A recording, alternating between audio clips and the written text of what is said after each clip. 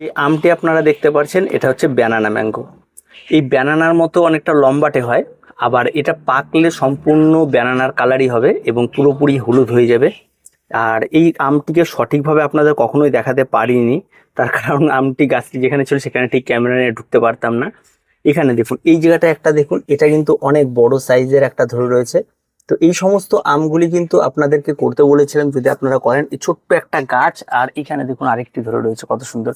আর এই ব্যানানা ম্যাঙ্গোর যেটা হয়েছে, এটা অনেকটা লম্বাটে হয় কলার মতো, কিন্তু এই গাছের যেটা মেন বৈশিষ্ট্য সেটা দেখা যায় যে আমটি যখন পাকবে, যে দেখুন এই যে ইয়েলো হয়ে এসছে মোটামুটি ভাবে, এটা যখন পাকবে তখন কিন্তু এ সম্পূর্ণটা হলুদ হবে। এটাই হচ্ছে এর বৈশিষ্ট্য। আর এখন তো আমাদের অবশ্যই এদেরকে এখন ঝুড়ি পরিয়ে দিতে হবে, একটা কিছু পরিয়ে এদেরকে বেঁধে দিতে হবে, নাহলে কখন পড়ে নষ্ট হবে সে ঠিক না। খেতে অত্যন্ত সুস্বাদু। তো এই সমস্ত আমগুলি আপনারা করতে পারেন। আর ভিডিওটি এ পর্যন্ত, এগুলো রিভিউ ভিডিও।